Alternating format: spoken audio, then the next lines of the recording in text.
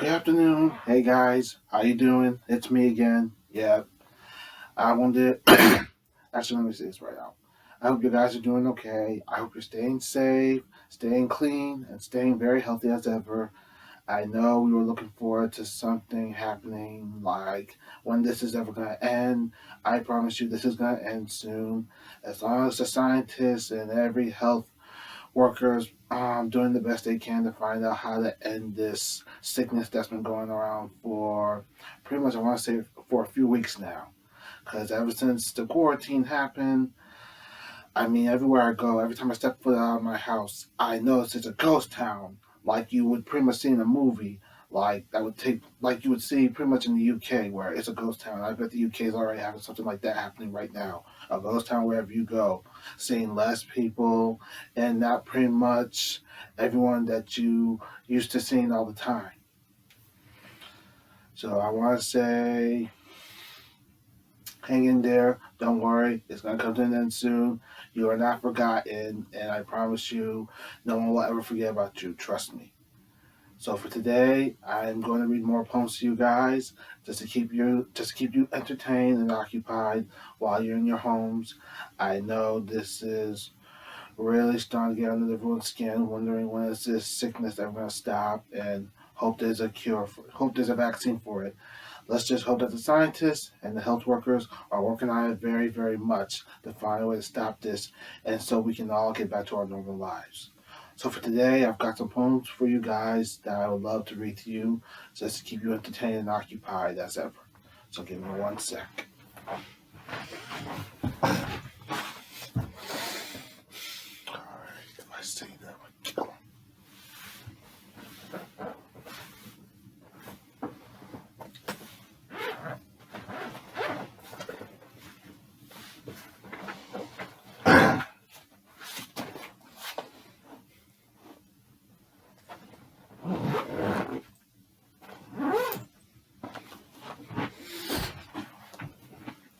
One second.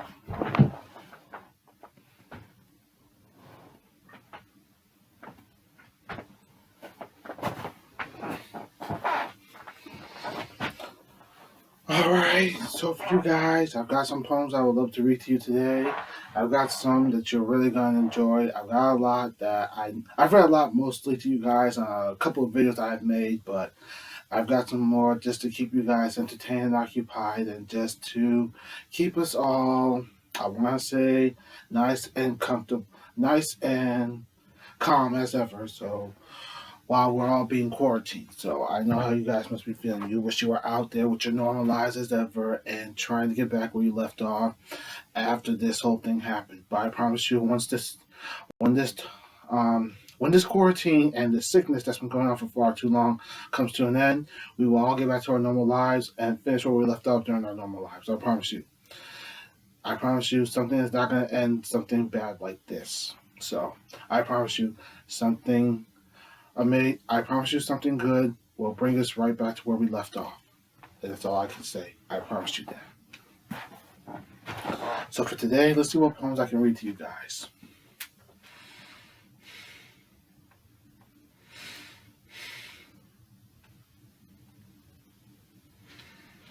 Hmm.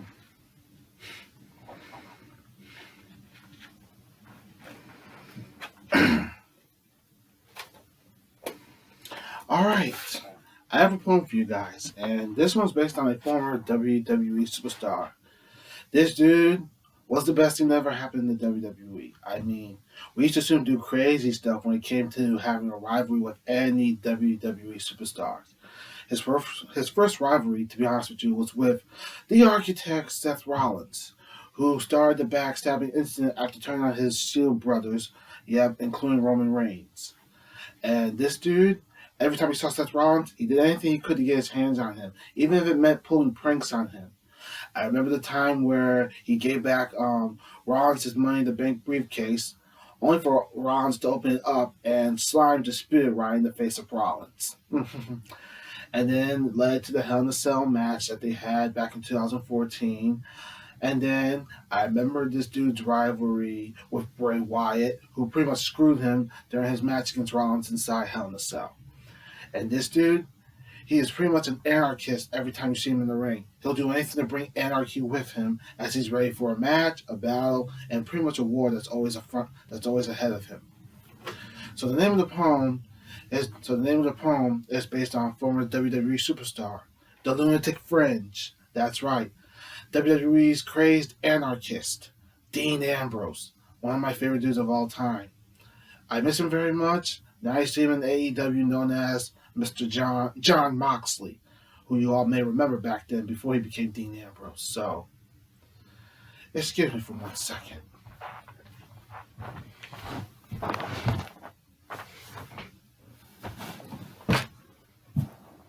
Crap, how the F did you get in here? It's getting so nice, that's why.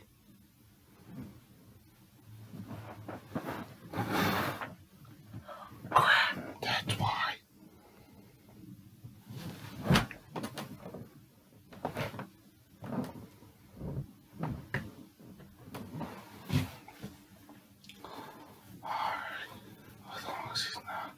Because it's becoming so warm, they're starting to come out now. But you know what? We'll worry about that later. Sorry about that. Just checking outside. Now, where was I? Oh, yes, my poem. I'm former WWE superstar, Dean Ambrose. The name of the poem, based on Dean Ambrose, is called Diary of a Lunatic Fringe, because that was that was his nickname back in the WWE, the Lunatic Fringe, who knew how to start a fight and pretty much get nuts every time he saw a rival he always had problems with. Whether it was with Seth Rollins, pretty much Brock Lesnar, and Bray Wyatt. I mean, the most rival I ever enjoyed was the one with Brock Lesnar. Those two met at WrestleMania 32 in a no-holds-barred street fight. That's right, they brought every weapon out of the ring. Most of the Lunatic Fringe just to bring down Brock. So here we go. Diary of a Lunatic Fringe. Dean Ambrose always had the guts to turn loose and get very nuts. He's fought many competitors in the ring with his insanity to bring. I remember him and Seth Rollins on a cell when they both lowered and fell. He met Brock Lesnar in a street fight, which took place on WrestleMania night. He fought Chris Jericho in a battle with thumbtacks. They really did. This was Ambrose's choosing. This was at Extreme Rules 2016. If you don't remember the match that Ambrose selected for his battle with Jericho, it was a first ever a match that was more nuttier than Dean Ambrose. The match that Ambrose selected for his war against Jericho was no other than an asylum match. An asylum match. That's right. An asylum match. Don't ask. It was his choosing. Excuse me for a minute again.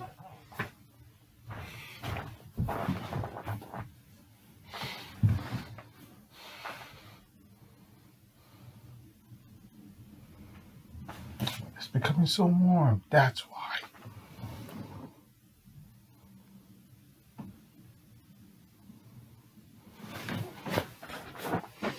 Don't worry about it, dude. Don't worry about it. All right. Where was I? Oh, yes. He fought Chris Jericho in a battle of thumbtacks, which were all over Y2J's back. That's right. Yep. Allow me to read you this what am I saying? Let me read you that again. Which were all over Jericho's back. That's right. Ambrose sent Jericho straight into a pile of thumbtacks, which were literally all over Jericho as ever. Ambrose was known for bringing the mayhem, feeling the WWE's universe system. He and Bray Wyatt had met before, even in an ambulance match to settle the score. It's true they have met in an ambulance match. If you don't know what that one is, in that match, you must stuff your opponent in the ambulance truck. Once he's in the ambulance truck, you can send him straight to the emergency room. Yep, that's what happened between Dean Ambrose and Bray Wyatt as ever. The Lunatic Fringe is no stranger to fear. He brings the fight every year. Welcome to the Ambrose Asylum. That was his show segment back in the WWE. WWE's Fighting Nut House. And let me show you a picture of the dude that I miss very much. That's right. That's him, the lunatic fringe. I miss him very much.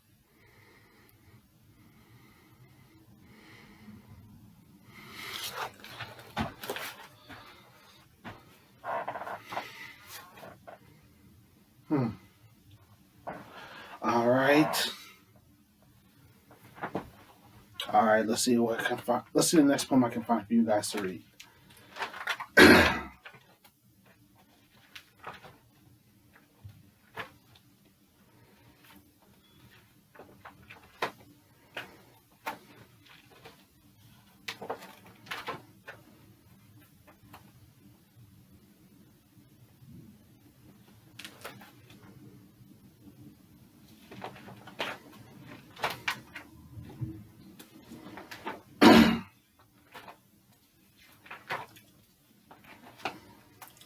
All right. I believe I found another poem for us to read. I found one that you guys may enjoy very much.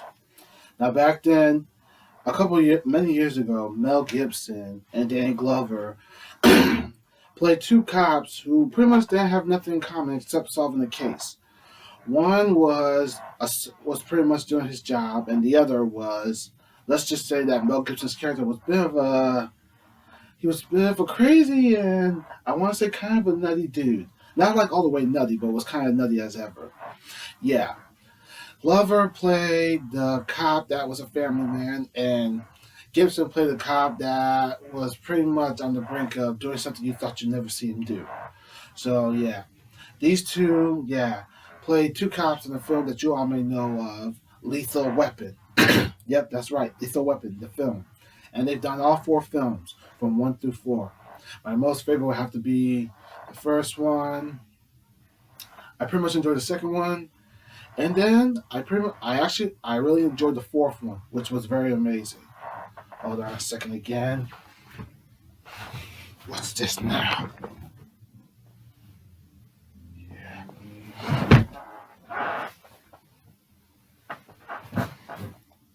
Back to where you started from in the first place.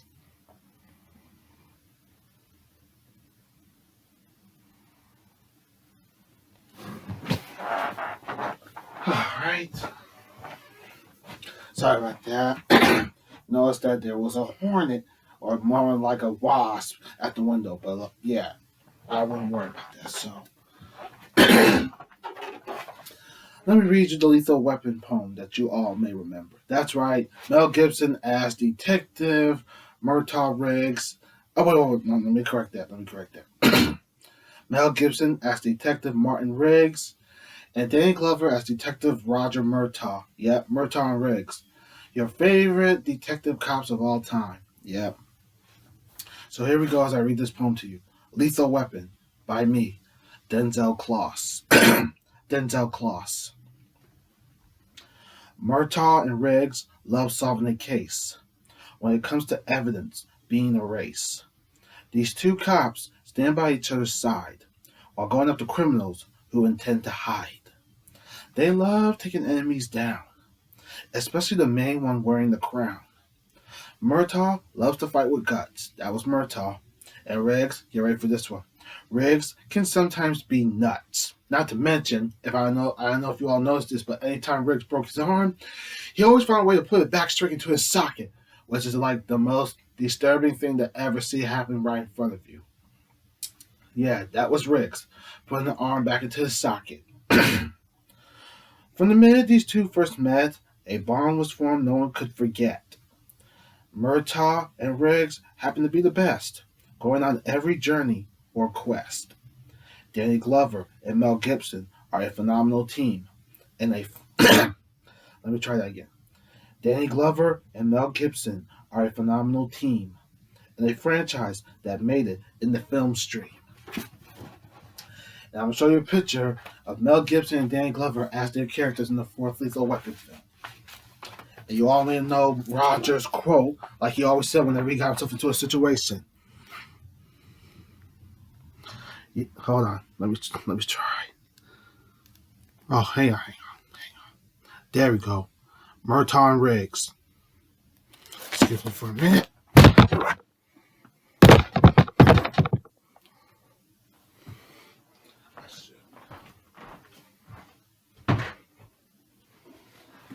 me wipe that off later. Where was I? Oh yeah, Murtaugh Riggs. Hold on a sec. Hang on a sec. Here we go. Murtaugh Riggs. Yeah, I know I'm trying to get the light out of the way. But I think this is good enough. And you may all know Roger's quote, like he always says in every film, I'm getting too old for this crap. Like always, he would say that every time he got himself into a situation. Yep, so that's them, Murtaugh Riggs, played by good old Danny Glover and Mel Gibson. All right. All right, let's see if I can find another poem. Remind myself to watch this and watch what's on the wall later. Yeah.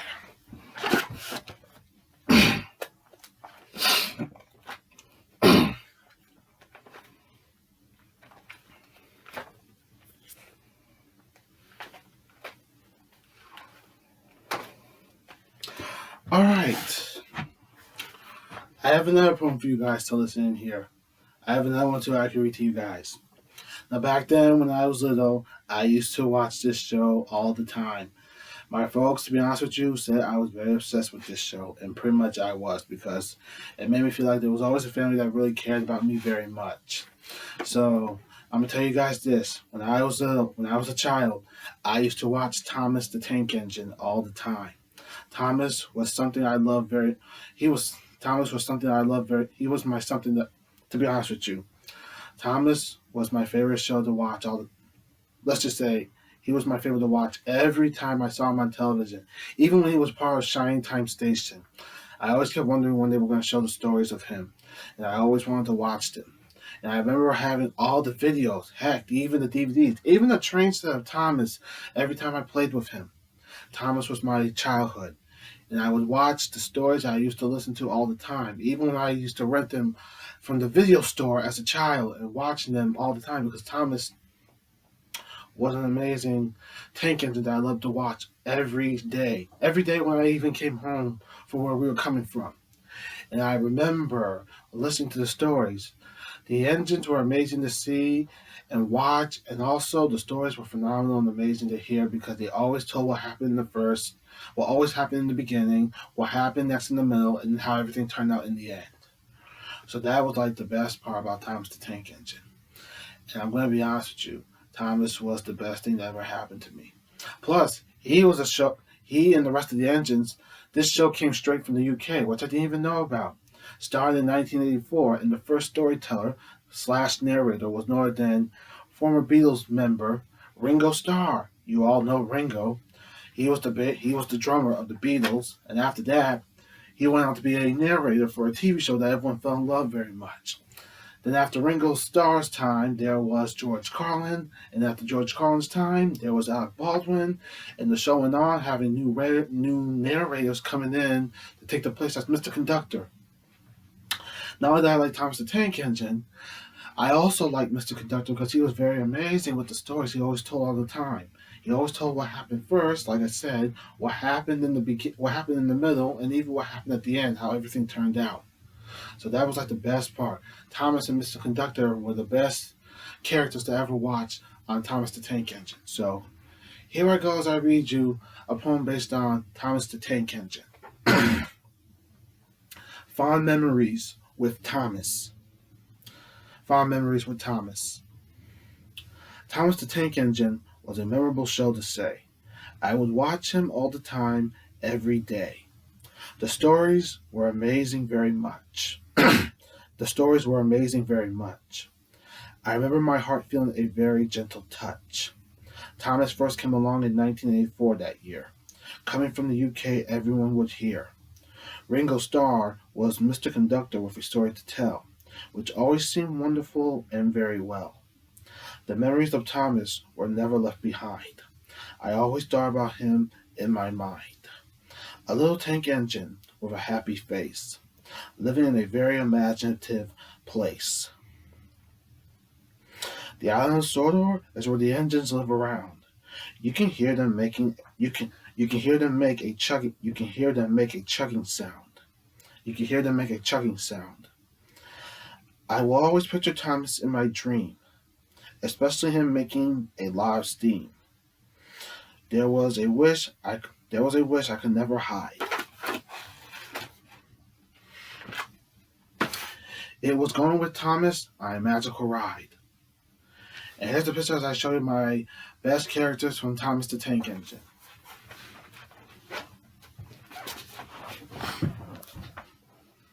Hang on, I think I better do it this way. Here we go. Thomas and Mr. Conductor, played by former Beatles member Ringo Starr. Hello, Thomas. And the narrator behind every story, Mr. Conductor. That's Ringo. All right.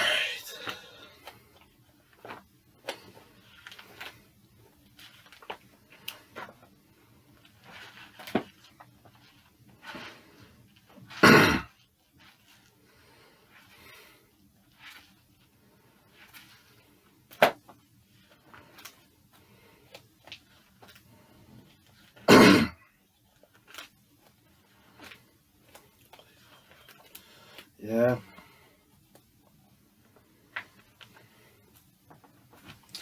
All right, my friends. I really love. Let me start off. All right, my friends. I really love a poem that pretty much means to me that someday I hope I meet someone that loves me, that likes me for who I am, and loves me for who I am, especially with my poetry and all, especially with my art and poetry. Yes, very much art and poetry. So allow me to show you. Allow me to read you this poem that I wrote that happens to be a love poem. It's called "My Darling Dear" by me. Yep, here we go. The name of the poem is called "My Darling Dear" by me, Denzel Kloss. Hello, my darling dear. You have a very gorgeous voice I always hear. I can tell you shine so bright, which makes you a beautiful light. I feel calm when you're around, while sitting together on the ground. You are an angel in my mind, a sweet one I could never find. I see you as a very lovely bride, from the minute my eyes were open wide. You are becoming an amazing queen, the most magnificent one I've ever seen. You are the reason my heart has healed. I remember when you would warm it up for real.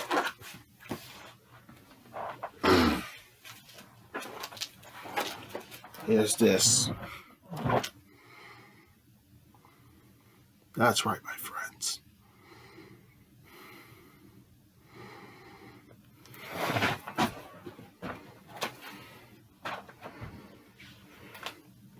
Alright, I've got another one. Now, this poem is based on an instrument I love very much. I enjoy guitar and I enjoy other instruments, but the most main one I pretty much enjoy happens to be the piano because the melodies of it play a soothing sound that just deepens and feels your emotion. That deepens something inside you. I pretty much say it deepens your emotions of how you're feeling and what you're going through. It kind of brings a soothing sound to how you're feeling right now and what you're going through in life and reality. So allow me to read you this poem. I call this poem "The Piano's Peace." I remember the last time when I was blind. The melodies were not difficult to find. The piano played a familiar note, including the one I wrote. The sound came to me as I hear, putting an end to the reign of fear. I knew something would be awake, a melody no one could ever take. The music came with a soothing sound, the one I always found. The piano and I had a connection that grew, the one thing everyone knew. I remember the piano's music refusing to fade. That was the night something was really made. The ivory spoke to me with care. This was the end of a stinging nightmare. Every time I listen to the rain, it knows the momentum. It knows the momentum I have gained.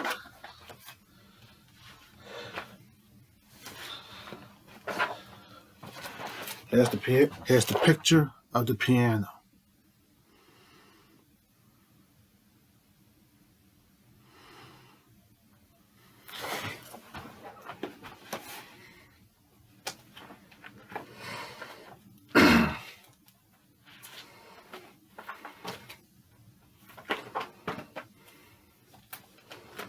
Give me one sec. Try and find another one.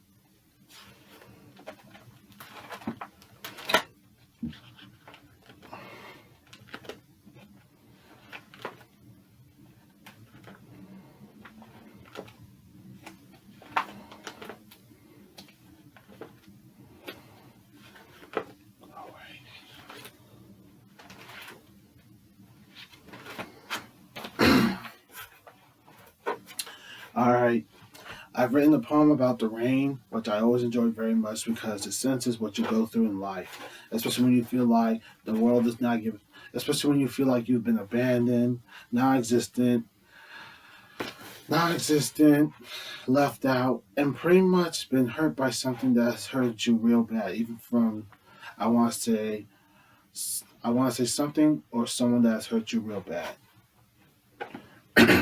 especially when someone does something terrible to you you thought you never see coming. So allow me to read you this. The Rain's Best Friend by me. I remember sitting outside on the ground. Let me start over again. I remember sitting out. I'm sorry. All right, let's try this again. I remember sitting outside on the ground, waiting for the weather to be found. Then came the arrival of rain, ready to wash away the stinging pain. The raindrops understood how I felt. With everything I have dealt, thunder came as God's bell, the one thing I knew very well. The clouds formed together very quick, like an idea that would click. My eyes were closed during the rain's entrance, looking for a way to prance. Hold on, let me try again. My eyes were closed during the rain's entrance, looking for a way to prance. The weather and I had an understanding bond, which made me grow very fond. The rain would come every year to make a new path clear. Today I have found a new friend that would help me mend.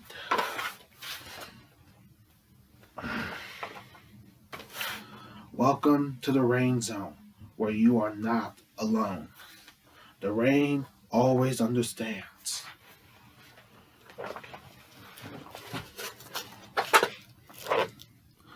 That's right, a picture of the rain.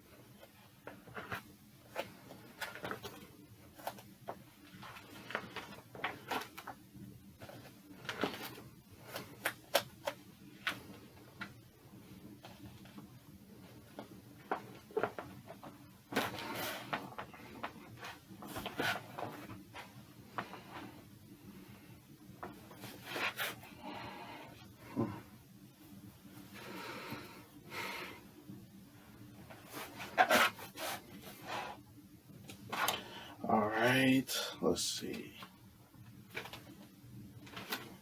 You know what? I think I can read you another one. I've written two poems about Beantown, my favorite city to visit. My favorite city to visit all the time. So here's one I called. I call this poem "Boston's Guardian," and it's based on someone being a guardian, a protector, and a guardian and protector of Beantown, Boston. I call this poem "Boston's Guardian." I find myself as Boston's new. I find myself as Boston's new guard, protecting its wonderful backyard. Many enemies have tried to end it before, but I always have something in store. I am not afraid of fear, which comes around every year. My eyes are on lookout mode, while honoring the caring city's code. A personal vow was no other than made. I can hear the wind whistling in the decade. Silence fell through in the game of chess. I can picture myself riding on the Bow Express. The rain came with a surprise, giving me something to revise. I remember making a vow that would never expire. Say hello to the new gun for hire. I buried my enemies in the ground, ending their cold-blooded and severe sound. What do you see when you look at me? That quote came from the 2014 film The Equalizer with Denzel Washington. Yeah, they may not see this. You know, on second thought, I would show you, but I guess the light is how it is. Yeah, the light is how it is, my friends. Sorry. So, let me keep going.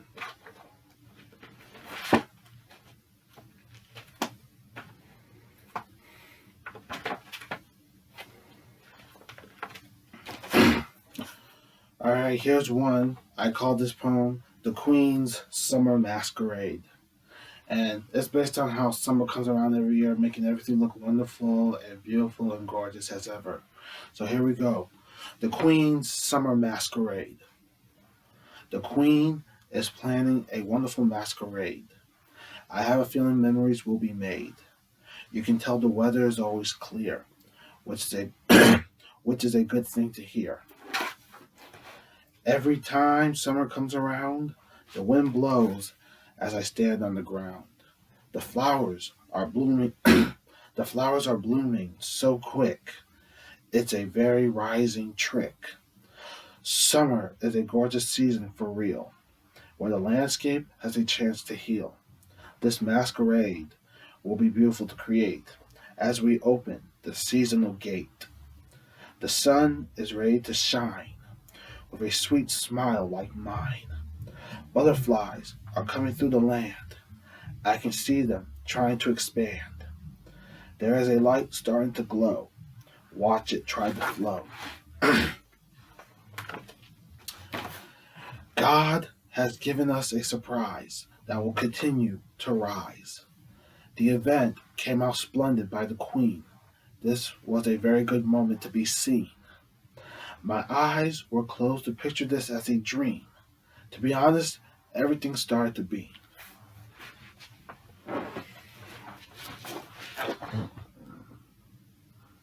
The picture of summer. There you have it, the picture of summer.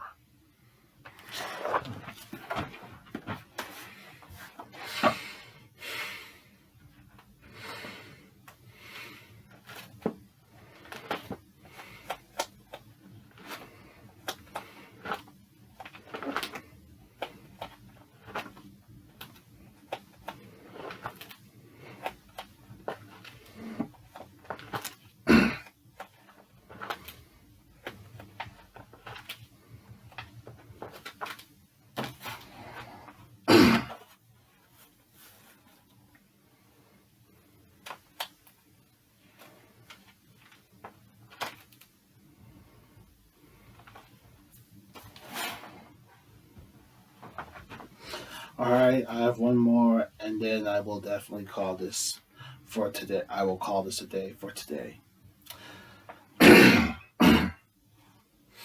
All right. The name of the poem I have written is based on what you pretty much see on television when something crazy, nutty, or psychotic happens, say like a riot as ever. You'll pretty much see a riot in the city, a riot somewhere in town, or a riot anywhere you go. Yeah, the name of the poem I'm about to read to you guys is called Riot Fest. Yep. Came up with the name of myself. I came up with the name of myself for this poem, Riot Fest. So here we go. Riot Fest by me, Denzel Kloss. The cops are heading down the street. You can tell something will not end very sweet. Their nightsticks are ready to whack. It's too late to turn back. A riot is coming this year. The one thing no one seems to fear. The streets will never be the same when the protesters start throwing bottles of flame. The cops will stand their ground the minute they hear a firing shot sound. Reality is about to take a crazy turn.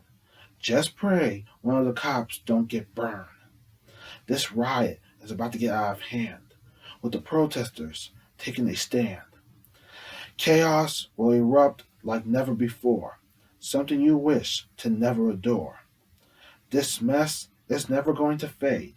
Prepare for something ready to invade.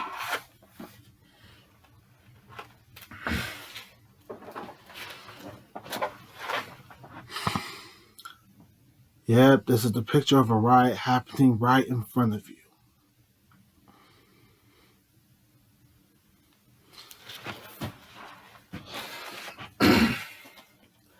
And you know what? I did say I would pretty much call this a day, but I feel like reading one more poem, and then I will definitely call this a day. So, yeah, just hang tight.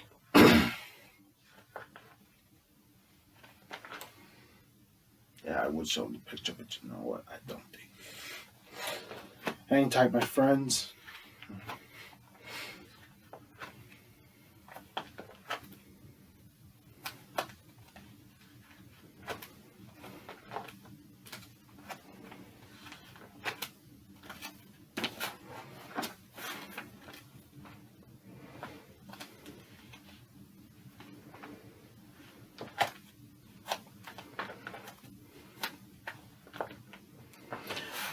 You know what? I think I'm going to call this a day. I try to see if I can find a poem that is good, and one of the pictures will turn out good. But you know what? I'm guessing the pictures are.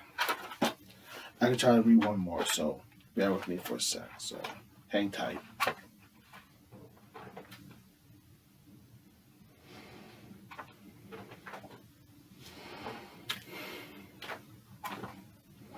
All right, I may have one, and this one is on.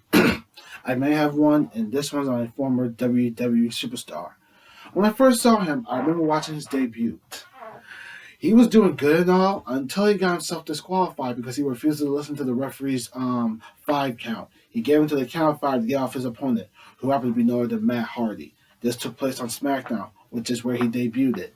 And as soon as he kept pulverizing Matt Hardy, the referee had no choice but to disqualify him after he counted to 5. The minute the ref reached to 5, he was like, "That's it, ring the bell, he's been disqualified." And therefore, this dude got disqualified in his debut. Therefore, he was pretty much beaten by disqualification. So, I'm about to read you a poem on this former Irish dude. They call him, let's just say, he had an entrance that went something like this: "My name is Finley, and I love to fight." So this poem is based on former WWE superstar, SmackDown fellow Finley. Let me tell you something about Finley. There were 2 things he was really good at: cheating and fighting, because he always knew how to have something up his sleeve. So here we go as I read you this poem about this dude. Finley, by me. WWE once had an Irish fellow who loved to fight. He always started one every Friday night. He would use more than his fist and a wooden weapon that really exists. The shillelagh was his favorite to bring, not to mention a leprechaun underneath the ring. He did have a leprechaun. Not only did he have a shillelagh with him, a shillelagh happens to be an Irish wood weapon that most Irish fellows used back in the 1800s. And he pretty much had a leprechaun that was hiding in the ring all the time whenever he needed some assistance help. Not to mention a leprechaun underneath the ring. He would go for the shillelagh with a smile, giving his opponents a clock that was vile. Finley had a knack for trying to cheat. There's a reason he will have his challengers beat. To be honest, he's a fine Irish so bad. Do not screw with this fist-throwing lad. I remember his 2006 debut that year. January 20th, 2006 was the year he debuted on SmackDown, coming out in his Irish ring gear. Finley loves to fight tooth and nail, leaving anything on his trail. And here I go showing this poem. Shit, let me correct that. Here I go showing a picture of this dude that loves to fight very much. My name is Finley, and I love to fight. He pretty much did every time he cheated. I remember the time he took on Rey Mysterio, who was world champion, and during the match, something pulled Rey from underneath the ring, having to drag him inside underneath the ring.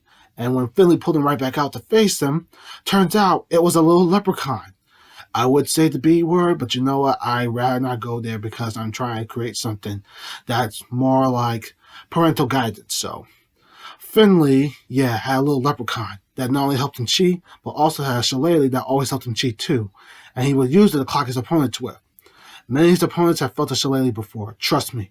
Ask King Booker, who was pretty much king to Finley. So there you have it for today. Oh, you know what? Screw it. I'm going to read another one. I always kept thinking I wanted to end this there for today, but you know what? I'll read one more. All right. After I read this poem, I wish I could show you the picture of it, but I don't think you'll pretty much see for what it looks like, so I'll try as much as I can. So I call this poem Best Friends with a Mermaid by me. I remember a mermaid very well, who had wonderful stories to tell. She had gorgeous hair that would rise, which was a very huge surprise. She first came to the beach. After seeing land she could reach. The minute we first met, our friendship grew. Our friendship grew. We could never forget. She was happy to have a best friend, the one who could have her heart mend. There was a beautiful smile on her face, showing a sign of precious grace. I remember the bond that really came, as our friendship stayed the same. She was the reason the sea was always clear, with the wind passing through to hear. Hanging out with her was very fun, especially during the shining sun. So I'll try to show the picture, but I'm not sure if you guys can see it for yourself. So